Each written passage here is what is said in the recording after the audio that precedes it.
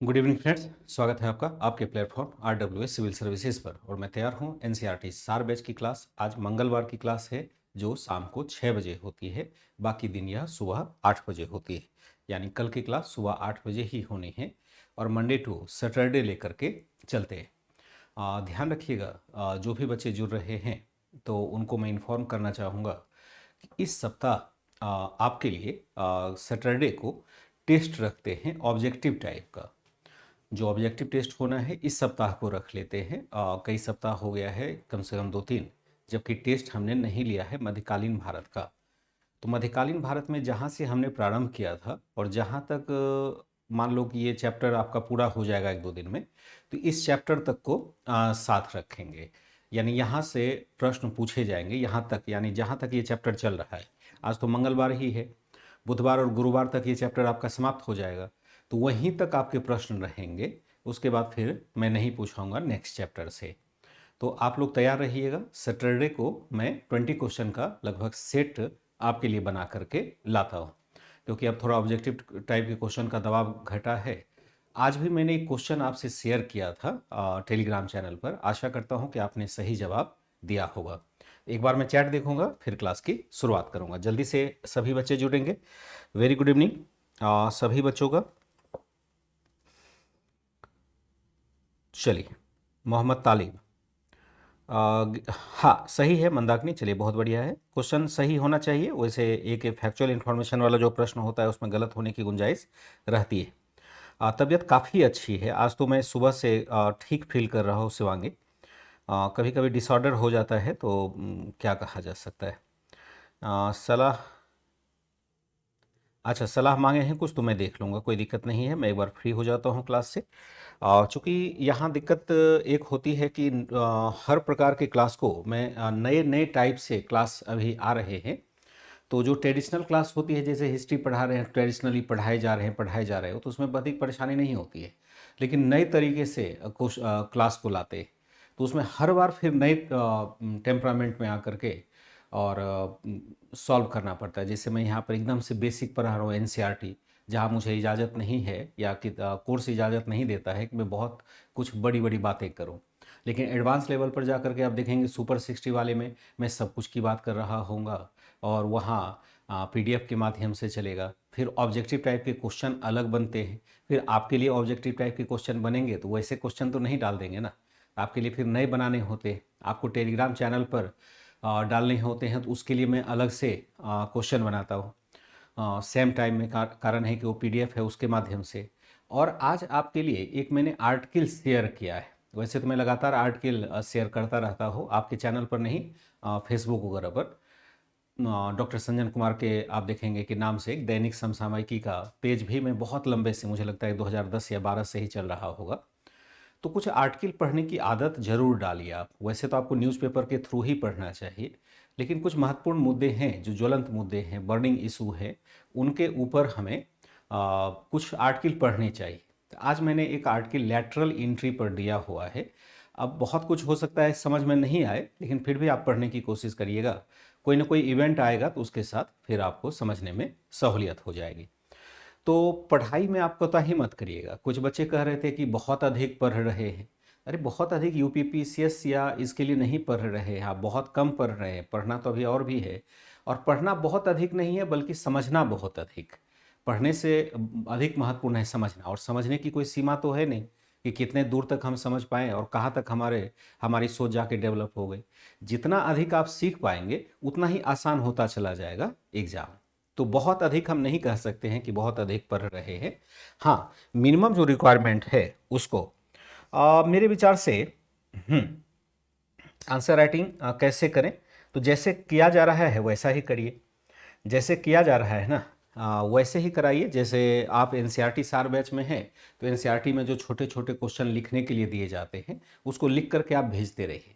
जो बच्चे बाद में भी ज्वाइन करते हैं, चूँकि यह बैच एक कंटिन्यूस चलने वाला बैच है, तो वहाँ से अपने प्रश्न को लिख करके भेजिए और यहाँ से डायरेक्शन आपको मिल जाता है, क्योंकि क्लास में लगभग मैं सब चीज़ डिस्कस कर ही चुका होता हूँ। तो बात हो रही थी यहाँ पर बहमनी साम्राज्य की नहीं बल्कि विजयनगर साम्राज्य की बात हो रही थी, और विजयनगर साम्राज्य के लास्ट फेज में अपनी गाड़ी चल रही है। तो विजयनगर साम्राज्य को अगर देखें कहाँ पर चल रही है, विजयनगर बहमनी काल और पुर्तगालियों का आगमन। थोड़ी सी चर्चा यहाँ पर विजयनगर के बारे में करेंगे, एक दो पैराग्राफ, फिर ये चैप्टर हमारा यहाँ तक समाप्त हो जाएगा। फिर बहमनी और पुर्तगाली को अलग देखेंगे। थोड़ा ये बड़ा चैप्टर था लेकिन ज़रूरी था।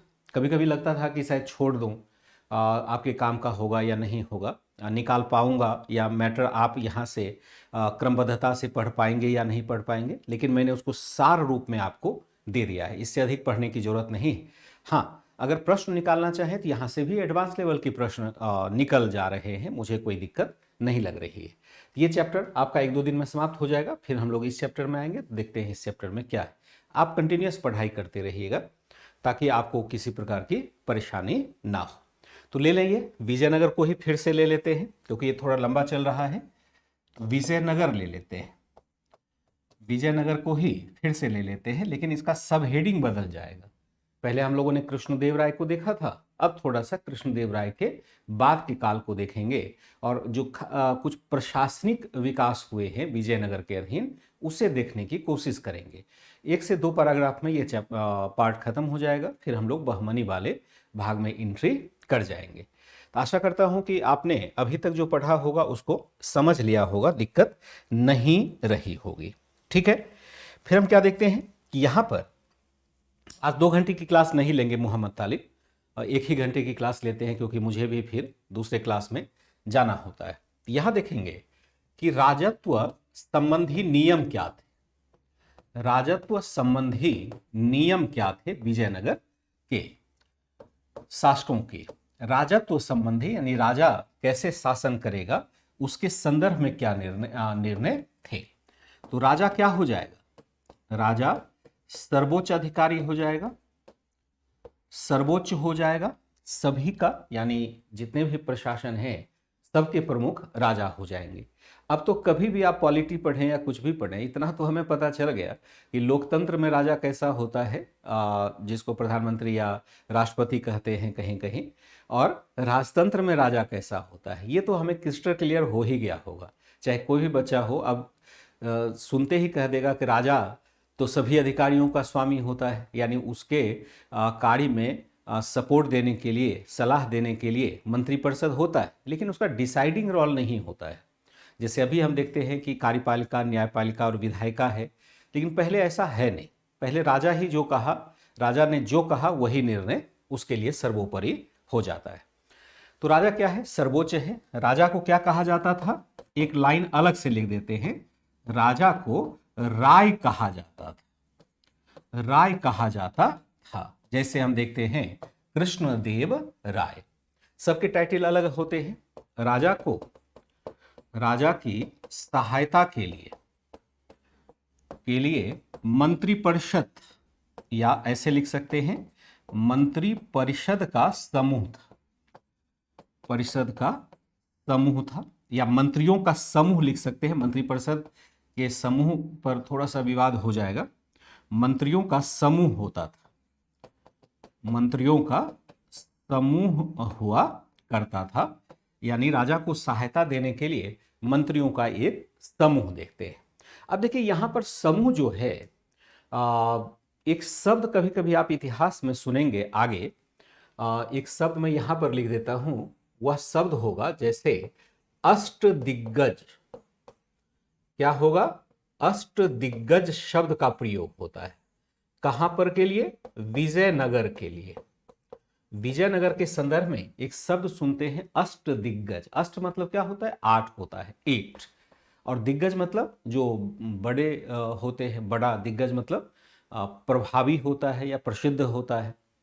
तो यहां अष्टदिग्गज शब्द का प्रयोग मिलता है, लेकिन यह प्रयोग हमें कलाकारों के संदर्भ में मिलता है, ना कि मंत्रियों के संदर्भ में। एक आप शब्द सुनेंगे अष्टप्रधान, अष्टप्रधान शब्द सुनेंगे। अष्टप्रधान शब्द जो आएगा, यह आएगा आपका मराठा के संदर्भ में।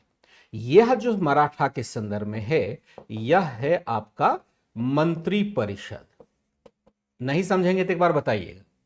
और विजयनगर के संदर्भ में जो अष्टप्रधान है, यह है विद्वानों का समूह। कभी कभी आप अगर आगे पढ़ने के लिए जाएंगे तो आपको यहाँ पर दिक्कत हो सकती है समझने में। एक ही जैसे दो जगह शब्द मिलते हैं, एक अष्टदिग्गज है जो विजयनगर के संदर्भ में चर्चा में मिलता है, लेकिन यह मंत्रियों का समूह नहीं है, 8 मंत्रियों का समूह नहीं है, क्योंकि यह विद्वानों का समूह है। लेकिन अगर इसी टाइप के शब्द को देखें इतिहास में तो वह मंत्रियों के समूह को दिखाता है। जैसे आप अष्ट प्रधान शब्द सुनेंगे मराठों के संदर्भ में। मराठा क्या है? मध्यकालीन भारत में हम आगे पढ़ने वाले हैं मराठा, तो वहां पर हमें यह मंत्रियों का समूह दिखाई देगा। तो यहां जो राजा की सहायता के लिए मंत्री परिषद है उसका नाम अष्टदिग्गज नहीं है, ध्यान रखिएगा, उसका ध्यान क्या है? अष्टदिग्गज नहीं है। सब समझ में आ जाएगा, ठीक है, बिल्कुल एकदम समझ में आएगा, कोई दिक्कत नहीं होगा। प्रिंट आउट निकलवाते हैं सब्जेक्ट का, तो मैं भी प्रिंट आउट निकलवाऊं सभी सब्जेक्ट का। अगर इसका निकलवाना है तो निकलवाइए, लेकिन आपके लिए मुझे लगता है कि जो बच्चे पूरी तरह से एडवांस में अभी नहीं गए हैं और जिनको मैंने कहा है कि पहले आप जैसे 2026-27 के बच्चे और वो उनको 2026 और 27 के बच्चे तो भूल से भी अभी दूसरे किसी का नोट्स नहीं बनाएंगे, दूसरे किसी भी सब्जेक्ट का नोट्स अभी नहीं बनाएंगे। बना लिया है तो बहुत अच्छी बात है। क्यों? क्योंकि आप जबरदस्ती मेहनत कर रहे होंगे। उससे अधिक अच्छा होगा कि आप एनसीईआरटी सार बैच को ही बार बार पढ़िए, अपने ही पीडीएफ को बार बार पढ़िए, ताकि उसका कुछ परिप्रेक्ष्य समझ में आए। यहाँ समझना ये नहीं है कि लाइन क्या लिखा है या उसको याद नहीं करना है, समझना उसके हिडन मीनिंग को है, उसके अर्थ को समझना है। और जितना अधिक समय आप एनसीईआरटी सार बैच को देंगे उतना फायदा आपको एडवांस लेवल के बैच पर होगा, उतना ही कम समय वहां पर लगेगा आपको। तो ठीक है, यहां राजा की सहायता के लिए मंत्रियों का समूह होता था। जो साम्राज्य है उसका विभाजन किसमें होता था? साम्राज्य का विभाजन मंडलम में होता था। विभाजन किसमें होता था? मंडलम में होता था। मंडल या मंडलम इसको कहते थे। विभाजन मंडल या मंडलम में होता था। और मंडलम का जो प्रधान होगा कौन हो जाएगा? मंडलम का प्रधान कौन होगा? का प्रधान जो होगा वह होगा राज परिवार का व्यक्ति। राज परिवार का व्यक्ति होगा अथवा स्वायत्त शासक होगा। स्वायत्त शासक या कह सकते हैं पराजित शासक, कोई भी यहां पर हो सकता है। जो मंडलम क्या है? जो ठीक इकाई है, जैसे अभी राज्य जैसा हम देखते हैं, साम्राज्य का विभाजन हमने मंडलम में किया और मंडलम का प्रधान राज परिवार का ही व्यक्ति होगा या स्वायत्त या पराजित शासक होगा। तो स्वायत्त या पराजित शासक क्यों उसमें ऐड हो जाएगा? क्योंकि कभी कभी क्या होता था कि राजा जो मेन राजा होता था वह छोटे राजा को पराजित कर देता था। छोटा राजा कहता था सर मैं आपके शरण में हूं, अब कहाँ जाऊं? कहा चलो तुम्हें एक प्रांत में मैंने प्रांतपति बना दिया। ये सामान्य संबंध स्थापित करने की अच्छी प्रक्रिया रही है। हो सकता है कि उसको भी यहां पर दे दिया जाता हो, लेकिन होता ये बड़ा पावरफुल था। लगभग देखेंगे कि यह पद जो होगा वह राजा के सदृश होता था। मंडलम को क्या होता था? मंडलम के अधिकारी को पर्याप्त अधिकार होता था। अधिकारी को अनेक अधिकार प्राप्त होते थे। अनेक अधिकार प्राप्त होते थे, जैसे प्राप्त होते थे। और यहां लेंगे उदाहरण, कैसे कैसे यहां पर उन्हें इस अधिकारी को बहुत सारे अधिकार प्राप्त होते थे। कैसे अधिकार प्राप्त होते थे, जरा इसको बारी बारी से देख लेते हैं किस प्रकार से यह अपने अधिकारों का प्रयोग करता है। बिल्कुल वंदना, ठीक है, कोई दिक्कत नहीं है। विजयनगर के प्रारंभिक काल में कौन कौन से नगर कहां थे? एक बार मैप पर आप देख लीजिएगा। हाँ, लगभग ऐसा ही चोल पांड्य वगैरह में था। रवि कुमार ने कहा कि एक बार बता दे प्रारंभिक में कौन कौन से नगर कहां कहां, समझ में नहीं आ रहा है तो आपको मैप देखना होगा। यहां पर इसके लिए समय नहीं होगा कि आपको बता पाए कौन कौन सा नगर है। जैसे हम्पी है, विजयनगर है, एक ही नगर की तो चर्चा होती है विजयनगर में। जो कर्नाटक में अभी हम्पी है उसी की चर्चा होती है, और किसकी चर्चा होती है जो आपको अलग अलग नगर बता दे कि कहां पर है। और ये चैप्टर तो 3 दिन से चल रहा है, आज आपको कैसे जागृति आ गई नहीं पता। क्लास को ऐसे चैट को से डिस्टर्ब ही होता है।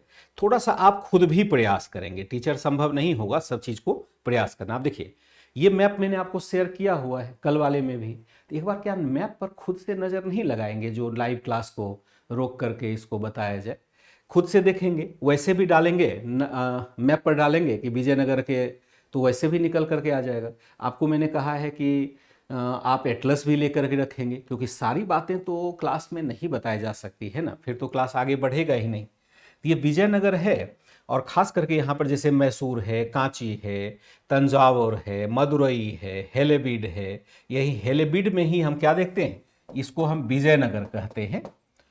विजयनगर इसी को कहते हैं, जो हेलेबीड का क्षेत्र है यही विजयनगर है। बाकी आप वारंगल वगैरह सब यहाँ पर, देवगिरी, वारंगल, गोलकुंडा, गुलबर्गा, बीदर, बीजापुर, हम्पी, सब तो यहाँ पर है दिया हुआ ना।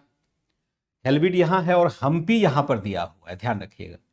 तो अलग अलग जगह पर यहाँ पर अलग अलग राज्य है, तो एक बार आप मैप देख लेंगे तो आपका काम चल जाएगा। यहाँ पर मुझे लगता है रुकने की जरूरत नहीं होनी चाहिए।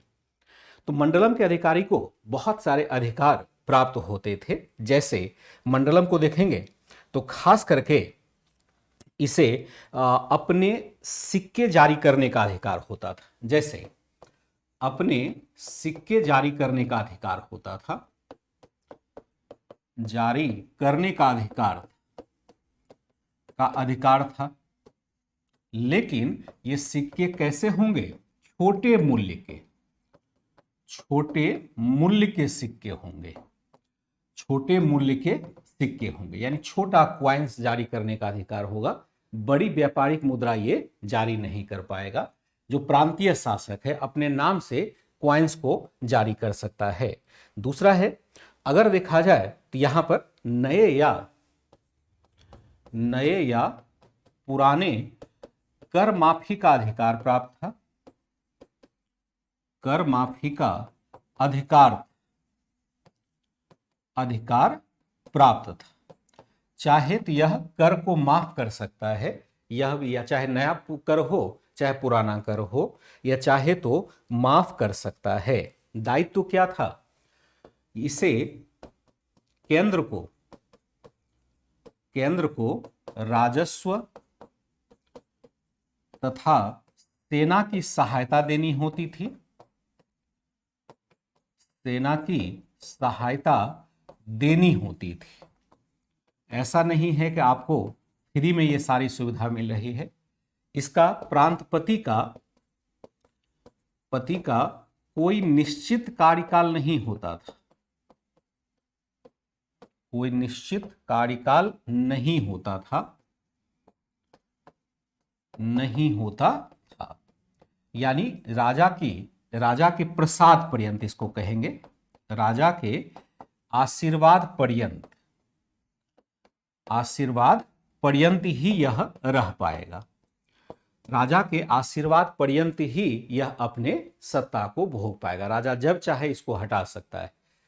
क्या अभी भी जो प्रांतपति है, अगर मैं यहाँ पर प्रांतपति की बात कर रहा हूँ, जो स्टेट के मुखिया होंगे उसकी मैं बात कर रहा हूँ, और उसके बारे में आपने यह देखा कि इसके पास कोई निश्चित कार्यकाल नहीं था, राजा के प्रसाद पर्यंत यह रह सकता है, यानी राजा जब तक चाहे तब तक सत्ता में रहेगा। क्या आप बता सकते हैं बिना पढ़ाए, सभी बच्चे इस पर कंसंट्रेट करेंगे, क्या आप बता सकते हैं कि जो प्रांतपति शब्द लिखा हुआ है, वर्तमान में प्रांतपति शब्द के बदले हम किस शब्द का प्रयोग करते हैं, और क्या उसका निश्चित कार्यकाल होता है या नहीं होता है? वर्तमान में भी प्रांतपति होता है, लेकिन वर्तमान में प्रांतपति को हम कहते क्या है, और क्या उसका निश्चित कार्यकाल होता है? ऐसे आइडिया में ले रहा हूँ, चूंकि सभी सब्जेक्ट को लिंक करके पढ़ना पड़ता है, तो प्रांतपति अगर वहाँ से आप लिंक नहीं करेंगे तो ये शब्द ही समझ में नहीं आएगा। इसलिए मैंने जस्ट पूछ लिया। इतिहास या कोई सब्जेक्ट लिंक करके पढ़ने की चीज़ है, ताकि फॉर एवर याद रह सके। हाँ, खुद से समझना जरूरी है। एक बार देखेंगे क्या इसका है। हाँ, अमित यादव, बहुत बढ़िया, बहुत ही बढ़िया आपने दिया है।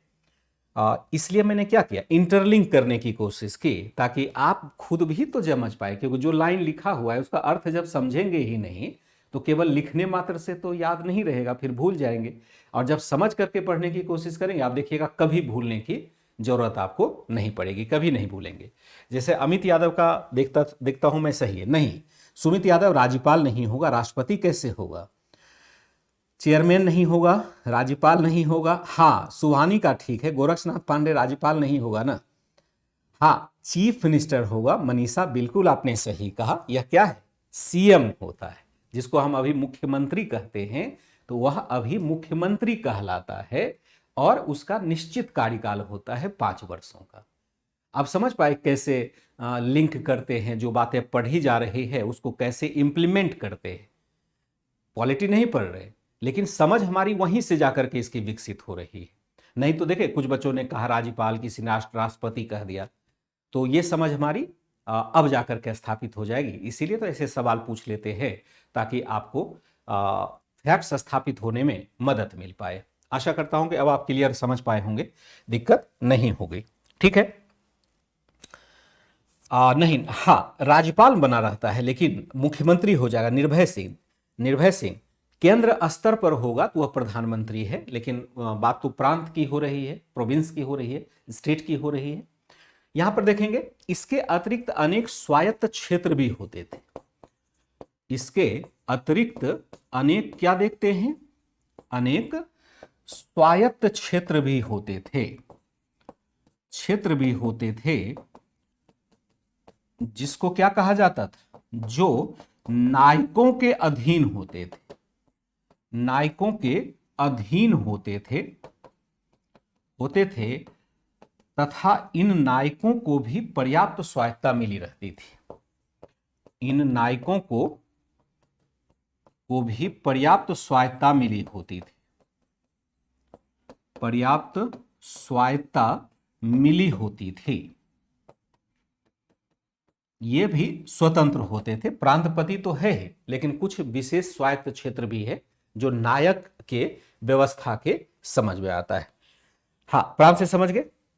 बिल्कुल नीलाक्षी आपका दिख रहा है, सभी का कमेंट दिख रहा है, लेकिन हर बार कमेंट तो नहीं दिखते हैं ना, हर बार कमेंट नहीं दिखते हैं, इसलिए यहां पर नायकों के अधीन हम कहते हैं। इसे हम क्या कहते हैं, इसे हम कहते हैं पलफुगार कहते हैं। इसे क्या कहा जाता था, इसके प्रमुख को एक नया शब्द है पलफुगार कहते हैं। इसी को हम कहते हैं पॉलीगर। याद रखिएगा, मैं प्रश्न यहां पर पूछने वाला हूं, क्वेश्चन मैंने मार्क लगा दिया। इसके प्रमुख को पलफुगार या पॉलीगर कहा जाता था।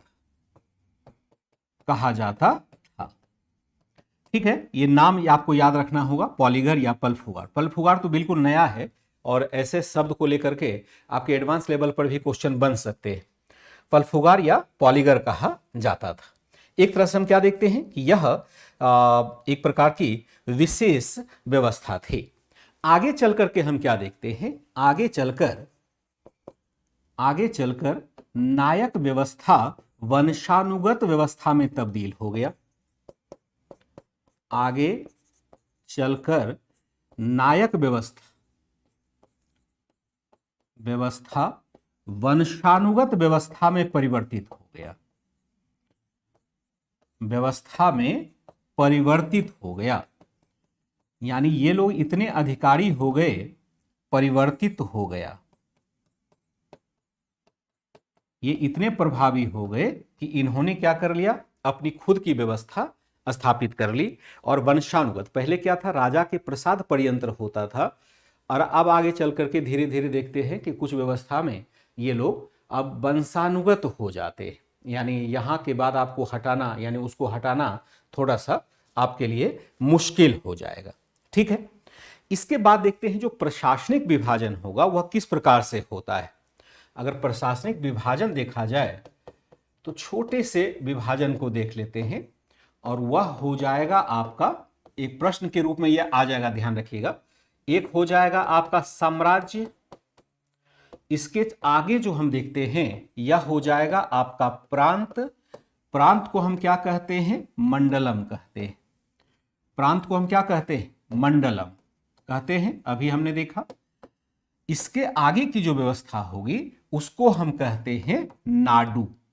नाडू किस स्तर का था? यह था जिला स्तर का। जो डिस्ट्रिक्ट लेवल का भी आप प्रशासनिक विभाजन देखते हैं, अभी उस समय अभी हम लोग जिला कहते। अब ये भी कहिएगा कि अब हम लोग जिला क्यों कहने लगे, वहाँ नाडू कहा जाता था। तो सभी क्षेत्र की अलग अलग ज़रूरतें होती है, और हम लोग अभी जो बहुत सारे पदनाम को धारण करते हैं, खास करके हिंदी फारसी या हिंदू उर्दू मिक्स वाला जो है, वो फारसी से प्रभावित है। जिला को अंग्रेजी में कहते हैं डिस्ट्रिक्ट, डिस्ट्रिक्ट कहते हैं। हिंदी में आप फारसी हिंदी और जो कि फारसी का उसका प्रभाव है, तो जिला कहा जाता था। जौ के नीचे एक बिंदा लगता है, जिला, जिला कहा जाता है। जिला क्या है? फारसी शब्द ही निकला हुआ है, लेकिन चूंकि वहां पर फारसी भाषा का प्रचलन तो था नहीं, वहां पर अपना ही शब्द उसका होता था, और उसको जिले की इकाई को वह क्या कहा जाता है, वहां क्या कहा जाएगा? नाडू कहा जाएगा। फिर हम उनका देखते हैं, इसके बाद जो होगा वह होगा आपका स्थल। स्थल जो होगा वह उपजिले के बराबर होगा। उपजिला यानी जिले से छोटी इकाई, और फिर जो सबसे छोटी इकाई हो जाएगी वह ग्राम हो जाएगी। क्या ये क्रम हमें याद रहेगा? बड़े से छोटे का, यानी सबसे बड़ा साम्राज्य होगा, फिर प्रांत होगा, मंडलम, नाडु होगा, स्थल होगा और ग्राम होगा। क्वेश्चन यहीं से आपके पूछे जाएंगे और आपको बनाने चाहिए। ऐसे प्रश्न आप आसानी से बना सकते हैं, ध्यान रखिएगा। इस काल में सबसे कमजोर बात जो रही, वलनाडु यहां नहीं है, बल्लाडु यहां नहीं है, यहां स्थल दायम जैसे शब्द को हम देखते हैं। बल्लाडु को हमने पढ़ा था चोल काल वाले में, ठीक है। आगे हम चल करके देखेंगे कि यहां पर इस काल में ग्रामीण स्वायत्ता चोल काल जैसी नहीं थी। ग्रामीण स्वायत्ता चोल काल जितनी नहीं रह गई थी, जितनी नहीं रह गई थी। यानी यहां पर जो चोल काल में हमने ग्रामीण स्वायत्ता देखा था, उतनी ग्रामीण स्वायत्ता हमें यहां पर नहीं दिखाई देता है। इसके जगह वंशानुगत नायकत्व व्यवस्था का विकास हो गया था। इसके जगह हम क्या देखते हैं? वंशानुगत नायकत्व व्यवस्था का विकास हो गया था। साम्राज्य है, प्रांत है, नाडु है, स्थल है, ग्राम है। इस काल में ग्रामीण स्वायत्ता चोल काल जितनी नहीं रह गई थी। इसके स्थान पर वंशानुगत नायकत्व व्यवस्था, वंशानुगत नायकत्व व्यवस्था का प्रचलन बढ़ गया था। व्यवस्था का प्रचलन बढ़ गया था। अगर आपसे एक बात सोचने के लिए कहा जाए, बढ़ गया था। अगर एक तथ्य आपको सोचने के लिए कहा जाए, क्योंकि आपको हर एग्जाम के फेज में, अलग अलग फेज में अलग अलग प्रकार के चीज़ों को सोचना पड़ेगा, क्योंकि आप एकदम से ग्राम को गांव ही कहेंगे, वंदना। गांव और ग्राम एक ही है। ग्राम हम संस्कृत में बोलते हैं, गांव हम हिंदी में बोलते हैं। इस काल में ग्रामीण स्वायत्ता चोल काल जितनी नहीं रह गई थी। इसके स्थान पर वंशानुगत नायकत्व व्यवस्था का प्रचलन बढ़ गया था। अगर आपसे मैं सोचने के लिए कहूं एक लाइन कि कौन सी शासन व्यवस्था अच्छी मानी जाती है, वह शासन व्यवस्था जो वंशानुगत होता हो। जैसे मैं अपने पिता के बाद शासक बनूं, या मैं मान लो मेरे पिताजी टीचर थे, उसके बाद मैं यहीं पर RWA में मैं टीचर बन जाऊं, और मेरे बाद मेरा बेटा टीचर बन जाए, या मेरे पिताजी राजा थे, उसके बाद मैं राजा बन जाऊं, या उसके बाद मेरा बेटा राजा बन जाए, या मेरे पिताजी अधिकारी थे, उसके बाद मैं अधिकारी बन जाऊं, उसके बाद मेरा बेटा बन जाए। क्या ये वंशानुगत व्यवस्था वाली व्यवस्था अच्छी मानी जाएगी, या वह व्यवस्था अच्छी मानी जाएगी जिसमें योग्यता के आधार पर लोगों को, नए नए लोगों का चयन होता हो? कौन सी व्यवस्था अच्छी मानी जाएगी? तो इस आधार पर हम निर्धारित करते हैं। अगर ये दिमाग में बातें बैठ जाती है कि कौन सी व्यवस्था अच्छी है, तो इस आधार पर, केवल इस इंफॉर्मेशन के आधार पर आप संपूर्ण प्रशासनिक सुधार को आइडेंटिफाई कर पाएंगे कि किस काल में व्यवस्था अच्छी थी, किस काल में व्यवस्था अच्छी नहीं थी। जैसे हमने पढ़ा मोहम्मद बिन तुगलक के शासनकाल में, तो वहाँ पर वैसे लोगों को स्थान दिया जाता था जो योग्य होता था। और फिरोज शाह तुगलक के काल में हमने देखा, वहाँ पर वैसे लोगों को स्थान दिया जाता था जो वंशानुगत होता था। कौन सी व्यवस्था अच्छी मानी जाती है? बिना किसी निष्पक्ष मतलब बिना किसी पक्षपात के अगर हम कहें तो वह व्यवस्था अच्छी मानी जाएगी। कौन सी व्यवस्था मानी जाएगी? लोकतांत्रिक व्यवस्था सबसे अच्छी मानी जाएगी। मंजू निषाद आपने सही कहा। वंशानुगत बेकार की व्यवस्था है। वंशानुगत में योग्य व्यक्ति के आने की संभावना शून्य हो जाती। ठीक है, हो सकता है कि कोई व्यक्ति योग्य हो। तो अब हम ऐसे प्रशासनिक व्यवस्था को हम ऑलवेज अच्छा कहेंगे जहां पर कि चयन की प्रक्रिया से, निष्पक्ष चयन की प्रक्रिया से अधिकारियों या प्रशासनिक तंत्र की व्यवस्था होती हो। यही कारण है कि राजतंत्र से अच्छा लोकतंत्र माना जाता है। देख रहे हैं कि एक कॉन्सेप्ट बनता है तो कैसे सारे कॉन्सेप्ट के दरवाजे खुलते चले जाते हैं। यही एडजेक्ट मैं चाहता हूं आपसे कि थोड़ा सा विश्लेषण करते हुए चलें ताकि सारी बातें अच्छे से समझ में आ जाए। ठीक बच्चे, योग्यता के आधार पर सभी बच्चों ने कहा। हाँ, वंशानुगत वाला जो है ना ऑलवेज गलत हो जाता है। योग्यता के आधार पर यस शर्मा, बिल्कुल आपने सही कहा। तो इससे क्या होगा कि योग्य व्यक्ति को शासन में आने का मौका मिल पाएगा। यह था आपका विजयनगर का भाग, जो कि चैप्टर में ऐसे नहीं लिखा हुआ है। चैप्टर में 3 भागों में ये विभाजित, सबको मैंने मिलाकर के एक कर दिया, वो सीधा हो गया। अब जरा लेकर के चलते हैं, छोटा सा एक इंफॉर्मेशन 1-2 शासक के बारे में है और वह है बहमनी राज्य के बारे में। यहां लिख लेते हैं, हेडिंग डाल देते हैं, बहमनी राज्य। हालांकि इसकी स्थापना किसने की थी इसके बारे में तो हमें याद ही होगा। क्या मैं यह पूछ करके अपराध करूंगा कि इसकी स्थापना किसने की थी? बहमनी राजवंश की स्थापना किसने की थी? मुझे लगता है कि आपको याद होना चाहिए, क्योंकि एक आध पेज ही तो आपको पढ़ना पड़ता है। और संस्थापक जो इसका हो जाएगा वह हो जाएगा आपका, आपकी इजाजत से लिखना पड़ेगा, यानी आप ही लिख रहे हैं मेरे बदले, ऐसा मैं मान के चलता हूं। हसन गंगू के द्वारा किया गया था, बहमन शाह के नाम से। बहमन शाह यानी अलाउद्दीन बहमन शाह के नाम से किया गया था। अलाउद्दीन बहमन शाह। बहमन शाह कौन है? यह है ईरानी राजवंश का एक प्रसिद्ध योद्धा हुआ करता था। उसके नाम को ग्रहण इसने कर लिया था कि मैं भी यहां पर फारसी हूं। ठीक है, हसन गंगू, अमित यादव, बिल्कुल आपने सही कहा। इस वंश में अनेक महत्वपूर्ण शासक होते हैं। इस वंश में भी अनेक महत्वपूर्ण शासक हुए। महत्वपूर्ण शासक हुए और इसको लेंगे उदाहरण के लिए, फॉर द एग्जाम्पल, कि किस प्रकार के शासक यहां होते हैं, कैसे शासक थे। 1-2 शासक की चर्चा एनसीईआरटी में की गई है, विशेष तौर पर की गई है। सभी शासकों की चर्चा यहां नहीं मिलती है। लेकिन याद रखिएगा, अभी तुरंत अगर आपको लगता है कि इसमें मुझे, हालांकि इसको आप इंटरप्ट मत कीजिए, जो एनसीईआरटी सार बैच है उसको जैसा है वैसा ही नोट्स रहने दीजिए, इस पर एड ऑन मत कीजिए। अभी मैं जो सुपर 60 वाला क्लास है ना, उसमें बहमनी वाले के सभी राजा, छोटे से छोटे राजा, बड़े से बड़े राजा को एक बार मैं जरूर लिखवाऊंगा, मतलब पीडीएफ के माध्यम से मैं पढ़ाऊंगा। चाहे छोटा राजा हो चाहे बड़ा राजा हो, सबको पढ़े, क्योंकि वहाँ पर कुछ छोड़ नहीं सकते। सुपर 60 क्लास का तात्पर्य यह है कि इसके बाद आपके जो कुछ भी प्रकार के प्रश्न उस चैप्टर से बनते हैं वो बनने चाहिए। तो चाहे तो वहाँ जा करके देख लीजिएगा। अभी तो मध्यकालीन भारत प्रारंभ होने में 15 दिन की देरी है, क्योंकि 15 दिन तो अभी एंशिएंट ही चलेगा, उसके बाद हम लोग मध्यकालीन भारत में एंट्री करेंगे। इस वंश की स्थापना किसने की थी? हसन गंगू ने की थी, जो एक तरह से बहमन शाह की उपाधि लेता है, जो फारसी नायक है। एक बात गौर करिएगा कि भारत में, मैं ऐसे ही आपको बताता हूं, जैसे भारत में इस्लामिक सत्ता की स्थापना होती है, यानी तुर्की सल्तनत की स्थापना हुई, तो जो तुर्की सल्तनत की स्थापना हुई वह मूलतः सुन्नी धर्म के, जो सुन्नी मुसलमान हैं उनके द्वारा किया गया। लेकिन क्या यहां पर शिया धर्मावलंबी लोग रहे या नहीं रहे, आए या नहीं आए? जब हम इस्लाम की बात करते हैं तो वहां पर 2 पंथ मिलता है। जैसे आप हिंदू धर्म देखेंगे, वहां 2 पंथ आपको विशेष तौर पर दिखाई देगा, एक वैष्णव, एक शैव।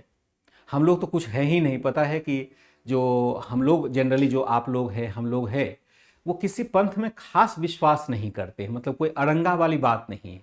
अगर रामनवमी मनाना है तो आराम से मना लेते हैं, और शिवरात्रि मनाना है तो और बढ़ चढ़ के मना लेते हैं। अभी क्या आने वाला है, कोई बता रहा था, चंदा उंदा लेने के लिए आता है ना, एक बड़ा त्योहार अभी आने वाला है, जन्माष्टमी, हाँ कृष्ण जन्माष्टमी आने वाला है ना, तो वहाँ पर उसको भी हम मना लेते हैं। पता चला उर्स में भी चले गए, पता चला मस्जिद चले गए, मंदिर चले गए, जहां मन मिला वहीं चले गए, खाली प्रभु से कुछ मिल जाए इस अपेक्षा। यहां हमें दो पंथ भले दिखाई देता है, लेकिन हम उसको बहुत अधिक सांप्रदायिक तौर पर विभेदकारी नहीं मानते हैं। हम वैष्णव हैं तो शैव नहीं, शैव है तो वैष्णव नहीं, ऐसा कभी मानते नहीं। लेकिन इस्लाम में ऐसा नहीं है। इस्लाम में आप देखेंगे कि इस्लाम का ही यानी पैगंबर मोहम्मद साहब के ही पंथ में दो विभाजन होता है, एक शिया धर्म का होता है, एक सुन्नी धर्म का होता है, और दोनों में पर्याप्त भेद भी आप दिखेंगे, एक तरह से सांप्रदायिक विभाजन भी दोनों में दिखाई देता है। तो अब यहां सवाल उत्पन्न होता है कि भारत में जब सुन्नी धर्म स्थापित हुआ तो क्या शिया धर्म के लोग आए या नहीं आए? तो वो भी साथ साथ आए, ऐसा तो कोई रोक नहीं है कि आप आएंगे या नहीं आएंगे।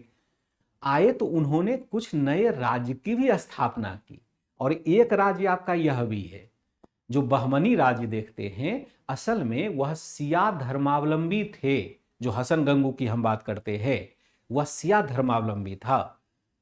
तो आगे चल करके देखेंगे कि बीजापुर, गोलकुंडा जैसे राज्य हमेशा शिया धर्म का पालन करते थे।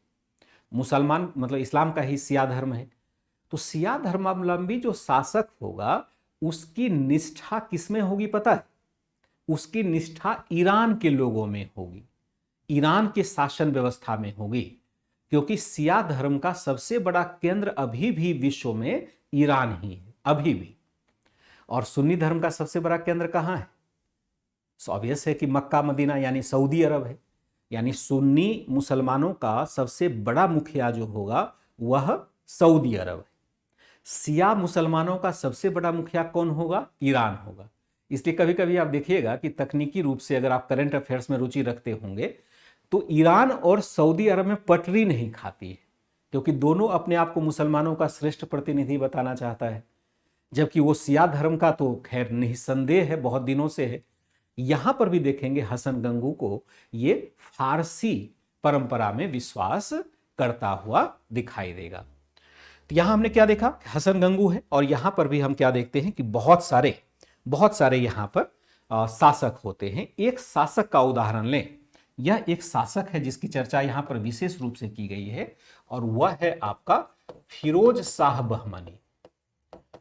फिरोज शाह बहमनी बहुत ही प्रसिद्ध शासक रहा है। खास करके अगर आपने देवराय फर्स्ट को पढ़ा है तो देवराय फर्स्ट के दौरान भी इसकी चर्चा हुई थी कि फिरोज शाह ने एक बार देवराय फर्स्ट को पराजित किया। पहले देवराय फर्स्ट ने फिरोज बहमनी को पराजित किया, और फिर फिरोज बहमनी ने देवराय फर्स्ट को पराजित किया, और देवराय फर्स्ट की पुत्री से विवाह भी किया था, एक वैवाहिक संबंध भी स्थापित हुआ था। यह हम लोगों ने देवराय फर्स्ट के साथ पढ़ा है। तो यह वही फिरोज शाह बहमनी है। इसका कार्यकाल अगर देखें 1397 से लेकर के 1422 तक रहेगा। 1397 से 1422 तक रहता है। ये लगभग देवराय फर्स्ट के कार्यकाल का ही यह होगा, क्योंकि 1422 में हम देवराय द्वितीय के कार्यकाल को प्रारंभ होते हुए देखते हैं। हम क्या देखते हैं कि यह बहुत ही विद्वान शासक था। सुपर 60 क्लास चलती है आपकी, सुपर 60 शुरू हो चुकी है और चलती है यूट्यूब के ऊपर सुबह 10 बजे से। फिरोज शाह बहमनी हो गया, इसको लिख सकते हैं। यह एक विद्वान शासक था और अनेक भाषाओं का ज्ञाता था। यह क्या था? एक विद्वान शासक, विद्वान शासक था तथा अनेक भाषाओं का ज्ञाता था। विद्वान शासक था तथा अनेक भाषाओं का ज्ञाता था, भाषाओं का ज्ञान रखता था। सीधे रख दीजिए, ज्ञान रखता था। उदाहरण के लिए कई भाषाओं का ज्ञान।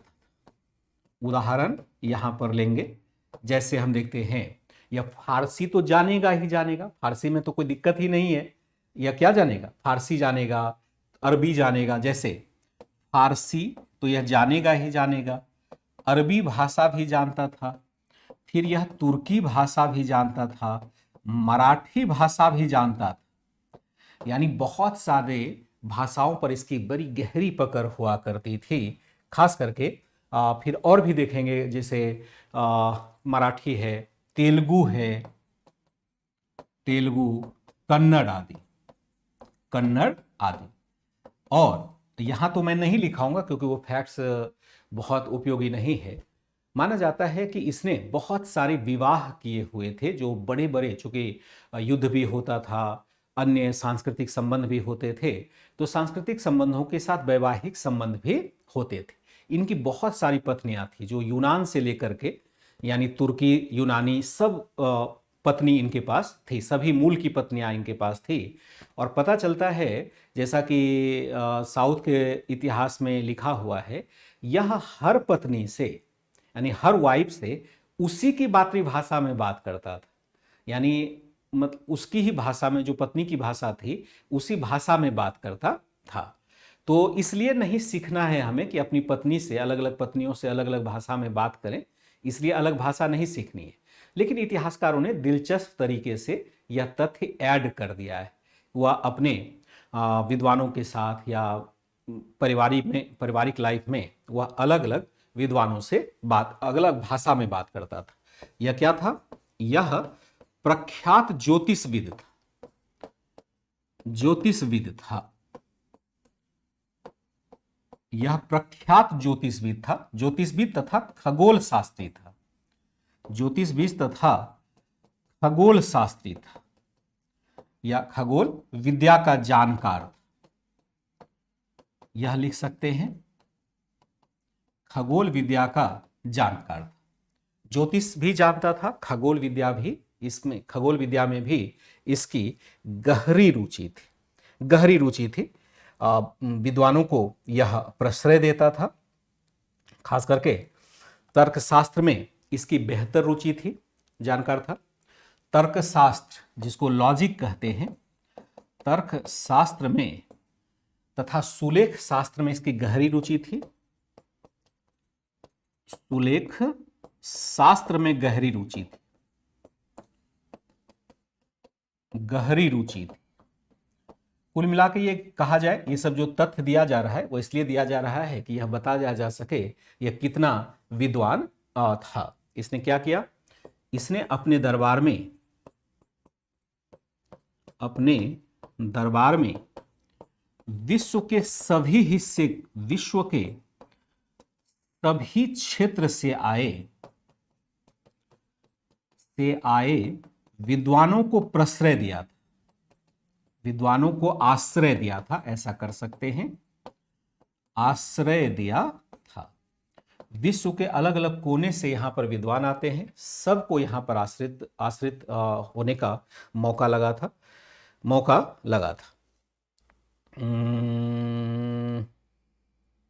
हाँ, बिल्कुल बिल्कुल वैसे ही सुमित यादव, जैसा आपने सोचा ना वैसे ही। लेकिन आप पत्नी वाली बात पर भावुक मत हो जाइए, नहीं तो बड़ा भारी पड़ेगा।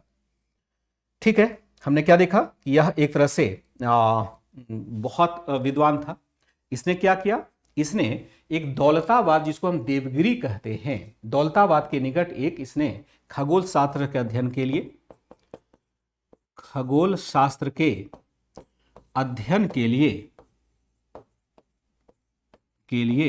दौलताबाद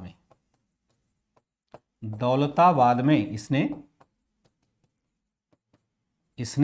वेधशाला, वेधशाला का निर्माण करवाया था, ऑब्जर्वेटरी का निर्माण करवाया था। ऑब्जर्वेटरी कभी देखे? इसने वेधशाला,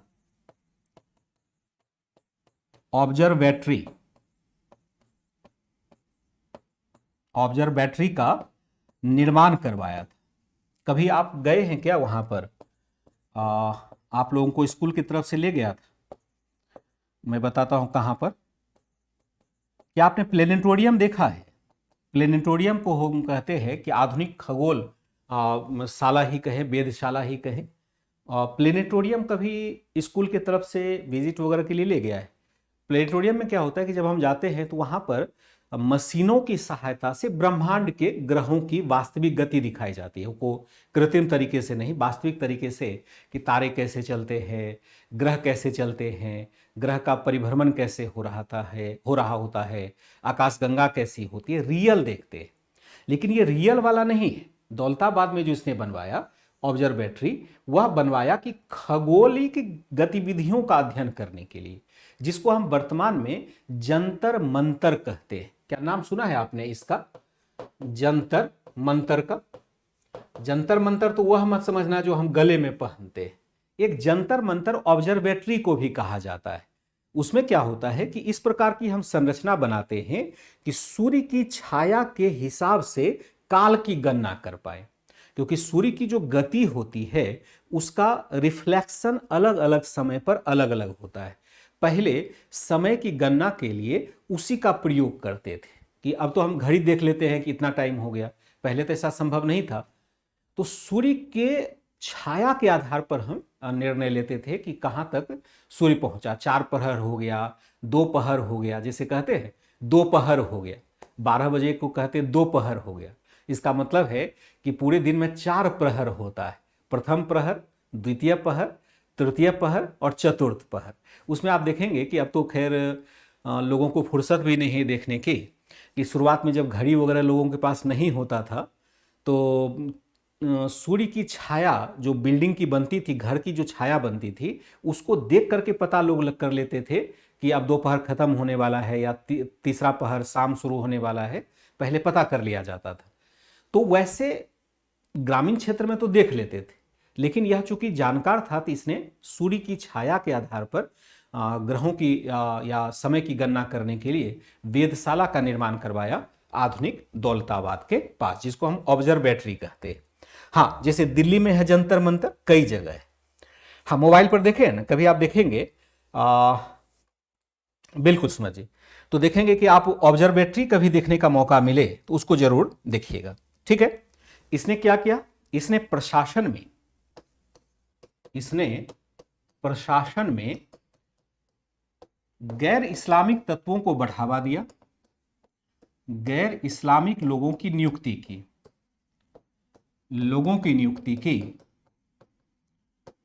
की, खासकर कहां पर, खासकर राजस्व के क्षेत्र में, खासकर राजस्व मामले के विभाग में बड़े पैमाने पर यहां पर गैर इस्लामिक तत्वों को बढ़ावा दिया। व्यापार को बढ़ावा देने के लिए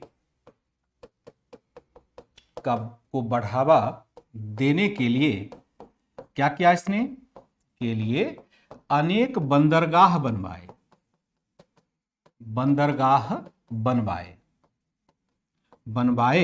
या विकसित किए। यहां जो ऑब्लिक है, कहीं आप जो लिख रहे हैं वो गलत ना कर दें, तो इसलिए मैं या ही लिख देता हूं, या विकसित किए। अनेक बंदरगाह यहां पर क्या करते हैं, ये विकसित करते हैं। व्यापार को बढ़ावा देने के लिए अनेक बंदरगाहों का इसने विकास किया, खास करके जैसे चौल है, डाभोल है। उदाहरण यहां ले सकते हैं, उदाहरण जो लेंगे महाराष्ट्र के क्षेत्र में होगा चौल तथा डाभोल, महाराष्ट्र में होगा, वर्तमान महाराष्ट्र में होगा, महाराष्ट्र के क्षेत्र में होगा। कहां से, फारस की खाड़ी तथा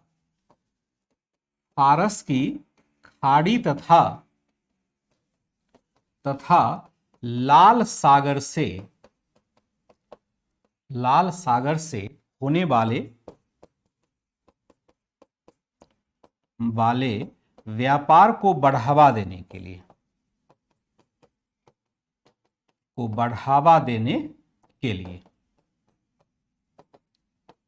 लाल सागर से होने वाले व्यापार को बढ़ावा देने के लिए चौल तथा डाभोल जैसे बंदरगाह यहां पर बनाते हैं। ठीक है, हाँ बिल्कुल जाते हैं भाई, बहुत बार जाते हैं। एक बार मेरे पिताजी बहुत छोटे थे ना, जब मैं मैट्रिकुलेशन में था, तो एक बार मेरे बाबूजी चूँकि टीचर रहे हुए थे तो उनको शायद ये सब बातें पता होंगी जो मैं अभी बता रहा हूँ, उनको पता होगी। तो उन्होंने मुझे ऑब्जर्वेटरी, उन्होंने जो आधुनिक ऑब्जर्वेटरी है दिल्ली का, नेहरू तारामंडल कहते, वहाँ पर उन्होंने यात्रा कराई थी। तो पहली बार जब अंधेरा हुआ, कभी आप जाएंगे, मैं ऑब्जर्वेटरी नहीं, मैं एक्चुअल में प्लेनेटोरियम की बात कर रहा हूँ जो इलेक्ट्रॉनिक तरीके से चलता है।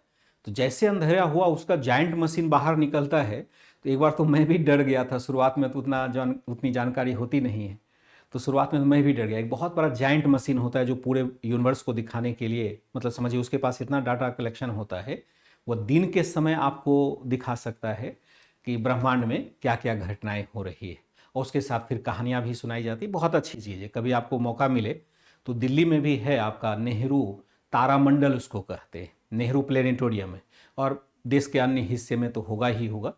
एक जहाँ तक मुझे याद है शायद लखनऊ में भी है, जहाँ मुझे एग्जैक्ट याद नहीं आ रहा, लेकिन शायद वहाँ पर भी है। तो व्यापार को बढ़ावा देने के लिए इसने बहुत सारे बंदरगाहों की यहाँ पर स्थापना की। ठीक है, यहाँ हमने क्या देखा कि धीरे धीरे इसने एक तरह से प्रभावी शासक यहाँ पर प्रभावी शासक के रूप में खुद को स्थापित कर लिया। हालांकि क्या देखा इसने, शुरुआत में इसने प्रारंभ में अनेक शासकों को पराजित किया,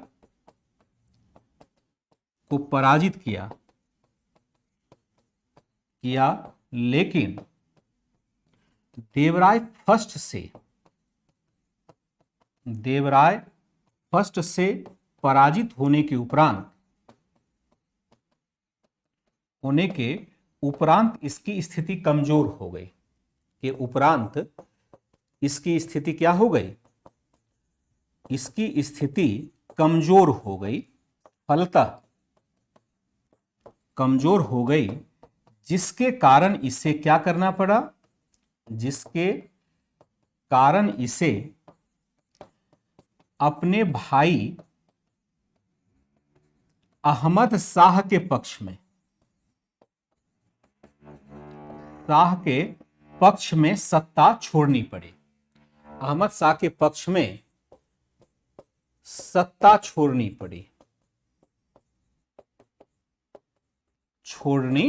पड़ जाती है। ठीक है, चौल तथा डाभोल हम देखते हैं, यह बंदरगाह है। इसने प्रारंभ में अपने अनेक शासकों को पराजित किया, लेकिन देवराय फर्स्ट से पराजित होने के उपरांत इसकी स्थिति थोड़ी सी कमजोर हो जाती है, जिसके कारण इसे अपने भाई अहमद शाह के पक्ष में सत्ता छोड़नी पड़ी, यानी इसको पद से हटने के लिए मजबूर कर दिया गया अहमद शाह के द्वारा।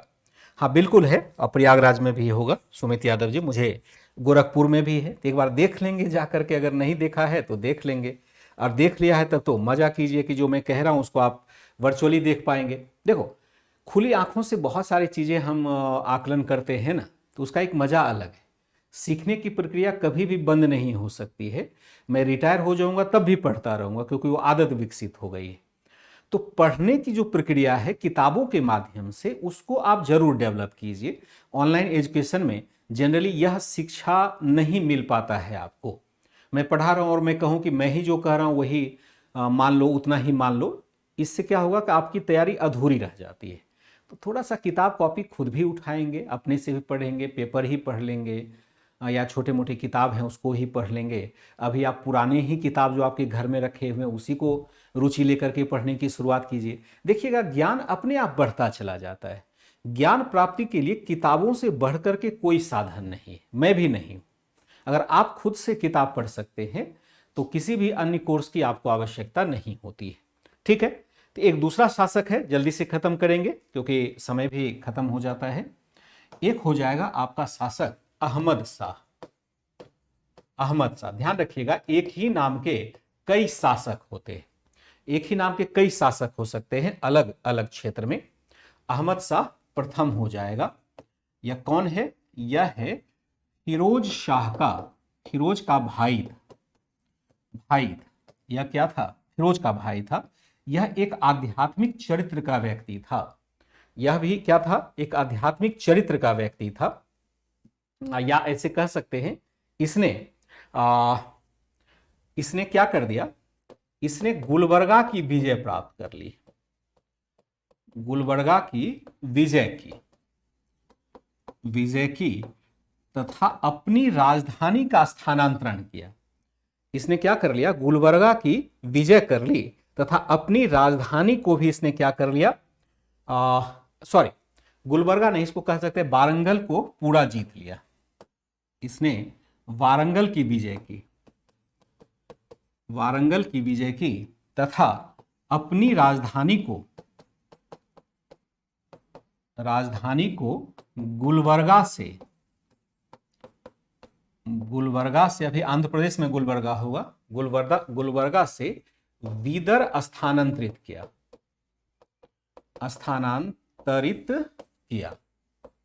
और इसके संदर्भ में एक फैक्ट्स और महत्वपूर्ण होगा, वह महत्वपूर्ण होगा आपका कि इसका सूफी संत गेसु दराज से, मैं फिर से लिख देता हूं, इसका सूफी संत गेसु दराज से गहरा आध्यात्मिक संबंध था,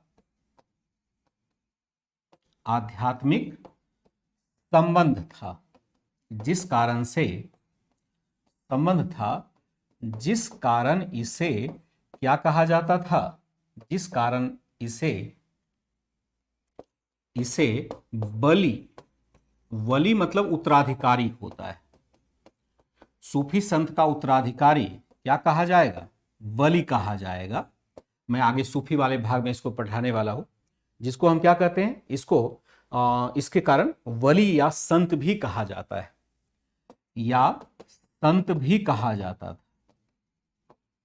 कहा जाता था।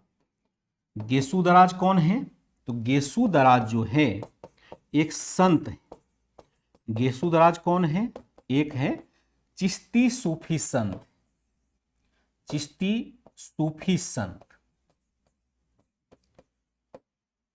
सूफी संत यानी चिश्ती है, एक संप्रदाय है, चिश्ती सोहरावर्दी आदि एक संप्रदाय है।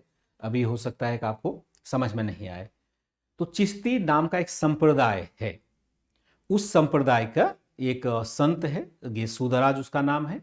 उससे इसके बड़े गहरे संबंध है, माना जाता है वो उसके उत्तराधिकारी के बराबर है। इतना अधिक दोनों में पटरी खाती थी अहमद शाह के साथ।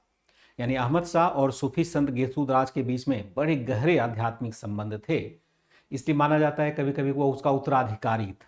हालांकि ऐसा था नहीं, यह तो राजा है, वह संत है, दोनों में फर्क है, लेकिन एक तरह से माना जाता है कि बहुत दोनों में गहरे संपर्क यहां पर स्थापित थे। नहीं पढ़ पाते हैं, निकल जाता है, दिन निकल जाता है, कोई दिक्कत नहीं, जितना कर सकते हैं उतना आप कर लीजिएगा, जितना है उतना कर लीजिएगा, ठीक है। तो ये था आपका अहमद शाह के साथ। जो इंफॉर्मेशन जितना भी दिया जाता है, इस इंफॉर्मेशन को एक बार अपने दिमाग में जाने दीजिए। बात क्या हो रही है, क्या इंफॉर्मेशन जाना है, बात यह हो रही है कि एक बहमनी राज्य की स्थापना हुई थी जिसको हसन गंगू ने स्थापित किया था। उसके कौन कौन से शासक हैं और उस शासक के साथ जुड़े हुए कुछ टर्म्स को देख रहे हैं और क्या कर रहे हैं और कुछ नहीं कर रहे हैं। क्यों कर रहे हैं, क्योंकि यहां से क्वेश्चन बनेगा। जैसे यहां मैं एक क्वेश्चन मार्क कर देता हूं, याद रहेगा ना, इस सप्ताह टेस्ट लेना है आपसे, इस सप्ताह सैटरडे को टेस्ट लेना है, तो उस टेस्ट के लिए तैयार रहिएगा। तो ऑब्वियस है कि सुबह 8 बजे ही आपका टेस्ट लेंगे और ऑब्जेक्टिव टाइप के लगभग 20 क्वेश्चन को बनाने की कोशिश करते हैं, तो आसान रहेगा। यहाँ पर मैं मार्क भी लगा देता हूँ, आप भी समझ सकते हैं अब कि कहाँ से टेस्ट हमारे बन सकेंगे, तो आसानी से आप मुझे लगता है प्रश्न बना पाएंगे। मैक्सिमम बच्चे तो अच्छा ही प्रयास कर रहे हैं, और कुछ बच्चे देखता हूँ कि जो एकदम से इनिशियल है, जो इनके हिडन मीनिंग को नहीं समझ पा रहे हैं, उनको थोड़ी दिक्कत हो रही है। बस उनके लिए एक ही सलाह होगी कि आप लगातार 2 बार 3 बार इसको रिवाइज करेंगे तो आसानी से आप बना पाएंगे, और कोई इसमें तिक्रम है ही नहीं। आप ये समझो, बार बार मैं आपको प्रेरित करने के लिए कहता हूँ कि आप मुझसे होशियार बच्चे हैं, तो केवल प्रक्रिया हमें समझ नहीं आ रही है कि क्या करना चाहिए, इस वजह से किसी बच्चे को दिक्कत होगी। लेकिन प्रक्रिया समझना क्या है कि भाई यहाँ पर एक राजवंश है, उस राजवंश के कुछ शासकों को पढ़ना है। क्यों पढ़ना है, क्योंकि यहाँ से प्रश्न पूछे जाते हैं, और क्या प्रक्रिया है। और क्या इसको लेकर के कहीं शादी विवाह में जाएंगे? ये इन्फॉर्मेशन कहीं और पूछा जाएगा? केवल एग्जाम में ही पूछा जाएगा ना। इतना ही हमें करना है। एक जो विशेष रूप से हमें शासक की चर्चा करनी थी, वह करनी थी महमूद गवां की। महमूद गवां, लेकिन इसकी चर्चा हम सुबह करेंगे। महमूद गवां की चर्चा थोड़ी सी करेंगे, फिर ये पार्ट अपना कंप्लीट हो जाएगा। यहां पर बहुत प्रशासन के बारे में हमें जानकारी नहीं लेनी है।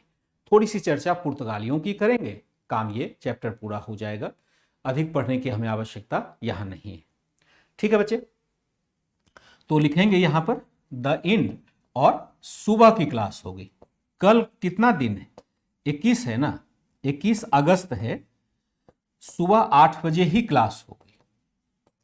सुबह 8 बजे ही क्लास होगी, जैसे होती है क्लास होगी। केवल मंगलवार को हम लोग देखते हैं कि शाम को आना पड़ता है, क्योंकि सुबह एक विशेष सेशन लगा रहता है यूट्यूब के ऊपर। कोई यहां पर दिक्कत हो तो एक बार पूछ लीजिएगा। हाँ, 1 घंटा फटाफट निकल जाता है, पता ही नहीं चलता है। कुछ नहीं आ रहा है, क्यों? एक बार देख लीजिएगा। क्विज तो आ रहा है ना, क्विज का क्वेश्चन तो आ रहा है नीलाक्षी। क्विज तो आज ही मैंने डाला है, नहीं आपके पास आया? अगर नहीं आया तो मुझे पर्सनली मैसेज कर दी, क्या दिक्कत आ रही है? मुझे तो नहीं लगता है, ग्रुप में अगर आप नहीं है तो बात अलग है, अदरवाइज तो सभी बच्चे उत्तर दे ही रहे हैं उसमें। एक बार बताइएगा कि मुझे क्या दिक्कत आ रही है। अगर कोई टेक्निकल फॉल्ट तो इसमें होने का मतलब नहीं है, क्योंकि मैं नहीं समझ रहा हूँ कि कोई टेक्निकल फॉल्ट होगा। तो क्विज तो आज डाला है, एक बार अटेम्प्ट करके, मुझे चाहे बहुत सारे बच्चे पर्सनली भी बताते हैं, तो लगातार जो बच्चे बता रहे हैं तो मतलब खुशी भी होती है, उनको भी खुशी होती है कि बन गया। वैसे क्वेश्चंस आपके पीडीएफ से होते हैं, तो अपेक्षा मेरी तो ये होती है कि सभी बच्चे उसका सही ही जवाब दें, लेकिन कुछ बच्चों का गलत हो जाता है, तो क्या कर सकते हैं, कोई दिक्कत नहीं है, धीरे धीरे सब ठीक हो जाएगा, प्रयास करते रहेंगे। ठीक है, एक बार मैं चैट देख लूं, फिर मैं क्लास के को एंड करता हूं। कोई दिक्कत नहीं सुमित जी, 14 के बाद 14 से पहले की कोई कॉपी नहीं है। अभी तक तो मैं कल तक बड़ा मरा मरा सा दिख रहा था, बीमार जैसा था, चेहरे की रौनकता ही समाप्त हो गई थी और मुंह से आवाज ही नहीं निकलती थी तो अंदर से थरथराहट सी होती थी। इसलिए कहा जाता है स्वास्थ्य से बड़ा धन कोई नहीं है। और आज मैं फिर से शेर की तरह दहाड़ रहा हूं।